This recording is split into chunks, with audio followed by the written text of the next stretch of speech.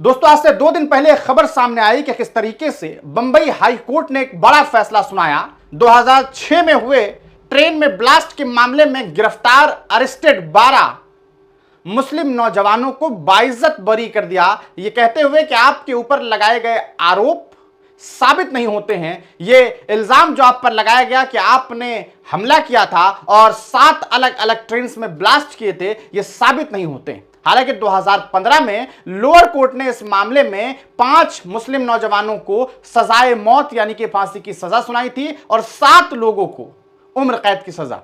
हालांकि 2021 में यह खबर सामने आई थी कि कोविड-19 के दरमियान उनमें से एक आरोपी की डेथ हो गई, लेकिन 2025 में एक बड़ा फैसला बंबई हाई कोर्ट ने सुनाया और कहा कि यह पूरी तरीके से साबित नहीं होता है। एटीएस इस बात को साबित करने में कतई जो है कहा सकता है वो साबित नहीं कर पाई कि ये वो लोग हैं जिन्होंने बॉम्ब ब्लास्ट किए थे, जिन्होंने ट्रेन के चिथड़े चिथड़े उड़ा दिए थे और कुल 189 लोगों की मौत हो गई थी और 800 से ज्यादा लोग घायल हो गए थे।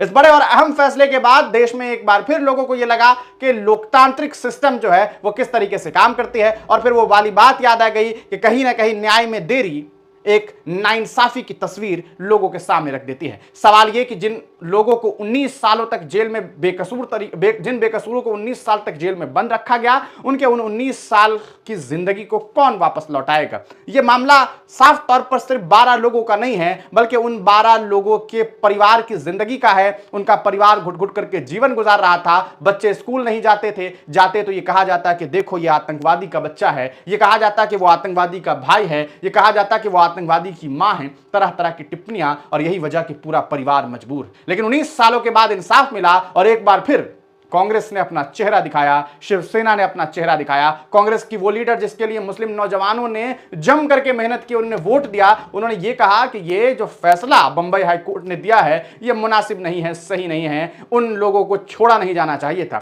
शिवसेना की नेत्री प्रियंका ने कह दिया कि भैया इन्हें कैसे छोड़ दिया, यही वो लोग हैं जिन्होंने ब्लास्ट किया है, ये लोग तो न्यायमूर्ति से भी आगे निकल गई और यह आरोप तय किया कि नहीं यही वो लोग हैं जिन्होंने ये सब कुछ किया है। और फिर महाराष्ट्र सरकार ने सुप्रीम कोर्ट में इस मामले को जो है चैलेंज किया है और सुप्रीम कोर्ट ने इन तमाम लोगों को एक बार फिर नोटिस दे दिया है और बंबई हाई कोर्ट के उस फैसले पर स्टे लगा दिया है।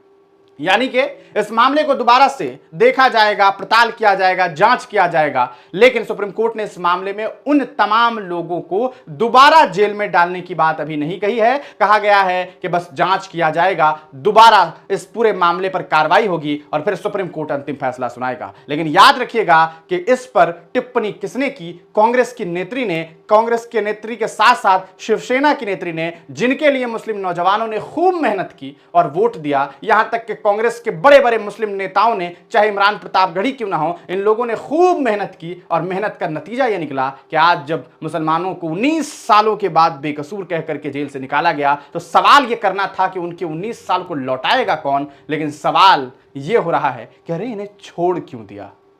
आप इस पूरे मामले को किस तरीके से देखते हैं अपनी राय कमेंट सेक्शन में जरूर दीजिएगा। चैनल पर नए हैं तो सब्सक्राइब जरूर कर लें। बहुत बहुत शुक्रिया वीडियो देखने के लिए।